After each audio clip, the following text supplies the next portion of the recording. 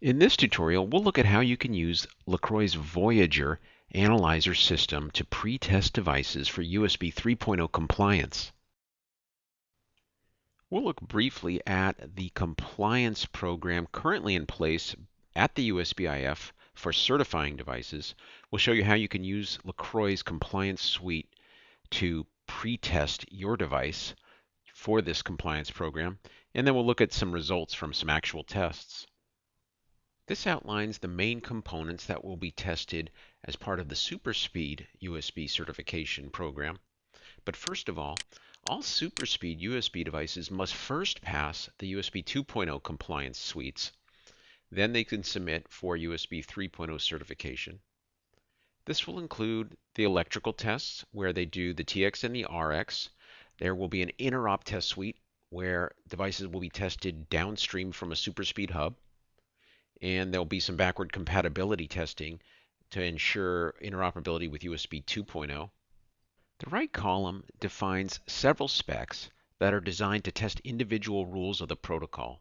This is where LeCroy has focused our efforts, and we currently have 100% coverage of these individual test specs. This includes the device framework spec, the Chapter 9 portion of the compliance suite.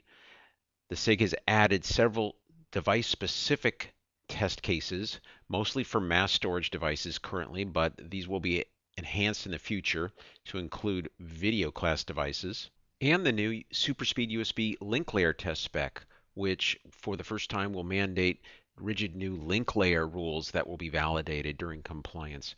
Needless to say, all of these specs are in some form of draft and will continue to evolve in the future, but currently both hosts and devices will have to pass all of these tests to receive SuperSpeed USB certification.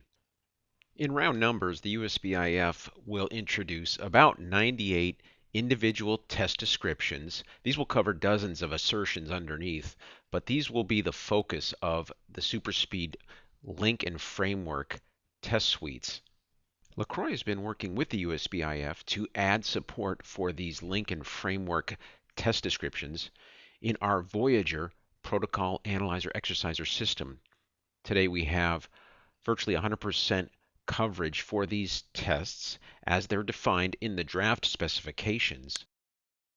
On top of that, we've added an additional 102 test cases that are supplemental and focused specifically on the link layer that allow completely automated testing at the link layer.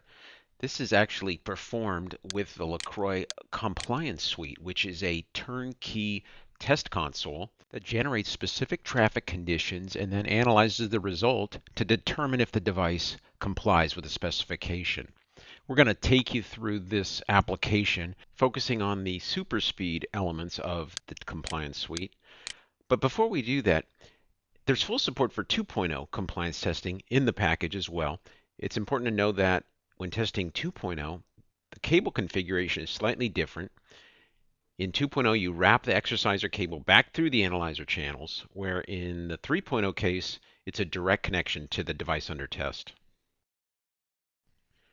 Let's go ahead and open the LeCroy Compliance Suite.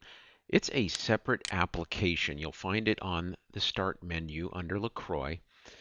It's actually based on Microsoft's COM/DCOM framework and connects to the LeCroy Protocol Suite as a COM client. So it will use functions within the protocol suite to execute all of the tests. It's a very simple application to operate. I'll go ahead and run a single test so you can see how it functions. Within the workspace is a nested tree structure that outlines all the tests that are available for USB 2.0 and 3.0. I'll just randomly select a test. I hit the green arrow and it moves the test over to the monitoring window. I can now just press this green button and it will start executing the test. The output window below shows what is occurring and how the test is progressing. You'll notice in the background the LeCroy Protocol Suite is operating and actually executing the test. The test is finished. The software indicates a pass. You can select the test that just ran. Click this button to open the trace file. It saves a record by default of the test that was just run. And as we scroll through here, you'll notice that this test completed accurately.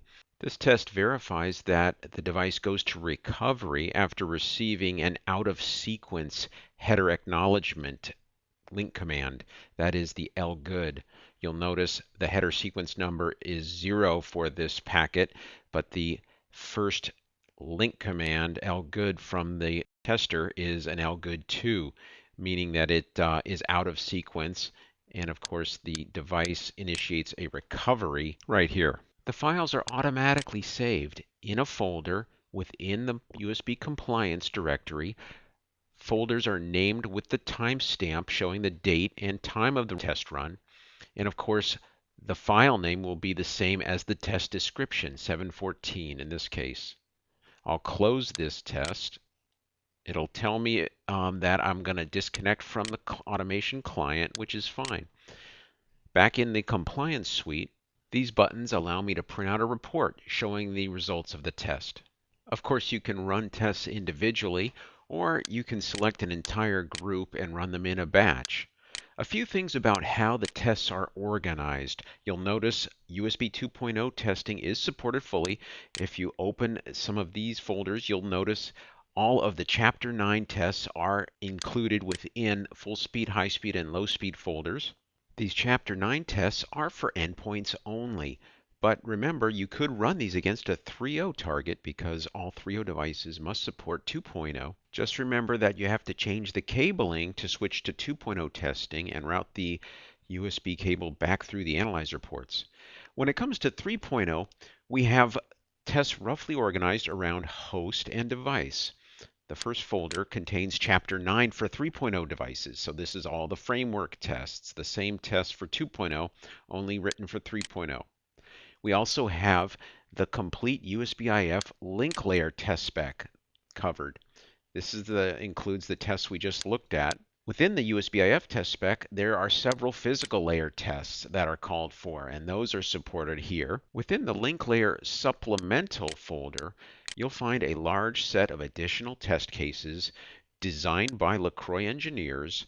These are intended to give you more coverage of the link layer and test additional rules and assertions, make this the most comprehensive test suite available. We essentially have the same test suite for link layer available for host devices, both link layer supplemental tests as well as the USB-IF spec and the additional physical layer tests.